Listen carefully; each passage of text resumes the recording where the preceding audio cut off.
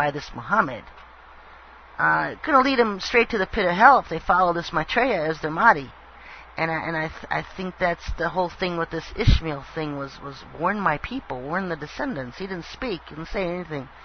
And I was just asking the Lord, what is this about? And those thoughts would come to my mind.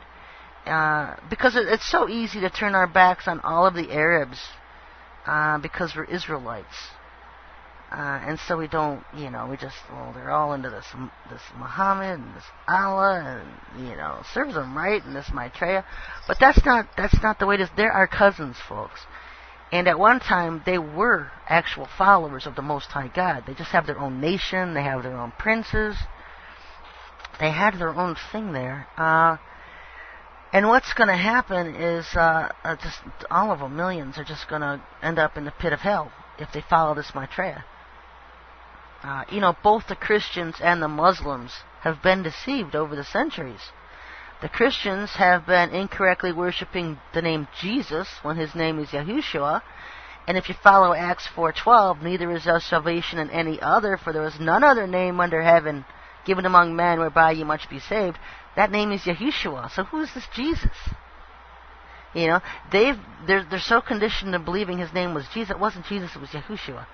And the Muslims have been worshiping this Allah, the moon god, instead of Yahweh, the Most High God. And so you see both of these huge religious groups of religions, the Christians and the Muslims, just both being led into apostasy the last 2,000 years. The Christians embraced Paul as an apostle, and they totally just replaced all of the Lord's teachings and what his apostles taught with Paul's teachings, because they're not compatible. They don't line up. Paul taught a different message. He led the church into apostasy and error, totally turned their backs on the teachings of Jesus and the apostles, yet call themselves Christians that worship God. And the Muslims embraced this Muhammad as a prophet. And this Muhammad was nothing but, his wife was a Jesuit working for the Vatican, convincing him he was a prophet, so they could start this whole militaristic, anarchist type of Islam thing. And so neither one, Paul nor Muhammad, were men of God, but tools of Satan to throw both Christians and Muslims into apostasy, and that's exactly where they've been the last almost 2,000 years. And so huge groups right now, just in apostasy, in error, heading into the pits of hell. And the Christians pointing the finger at everybody else, saying, well, your religion's wrong. They do that to their own denominations. You go to any church today, and it's the only denomination going to heaven, the only one going, and the Muslims are the same way. They're so convinced that their religion is right, everybody else is going to hell, and the Christians are convinced that if you don't say that 30-second salvation prayer, you're going to hell. And it goes back to all the religions around the world. They'll have their little requirements and stuff. And you know what the Lord says? He's not in religion. He's not in religion. The Lord being with him is a relationship. And if you followed what him and his apostles taught, it was a way of life. You honored his festivals. You kept his ways. Kept his commandments. He was a way of life. He wasn't a ritualistic religion where you put on your Sunday clothes every Sunday and went and sat on a church pew and listened to a seminary Satan-ordained pastor week after week after week.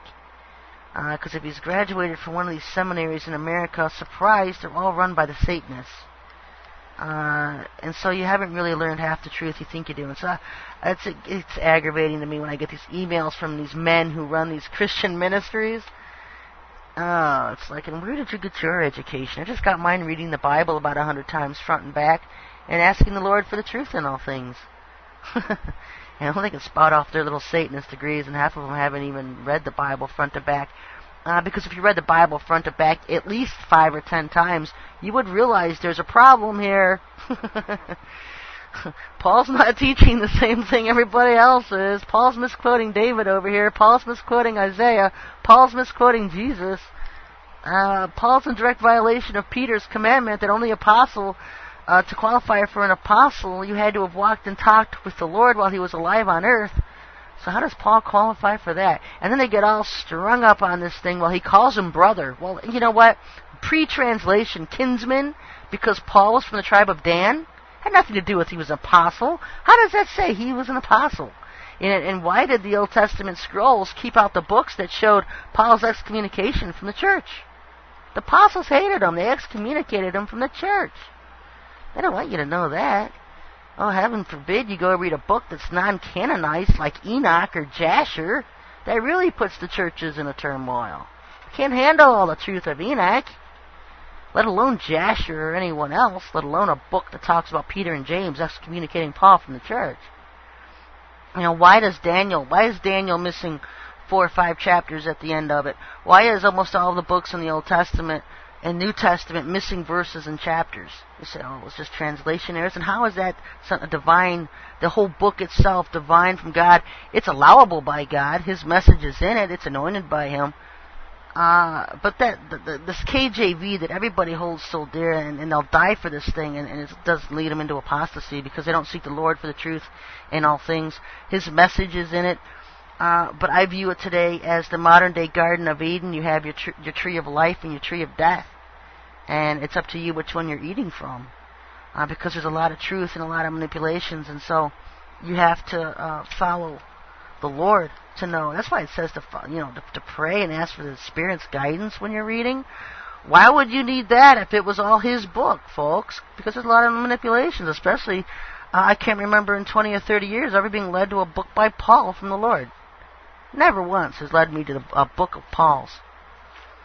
People say, well, I don't know if he's an apostle, really. Well, how did he get in?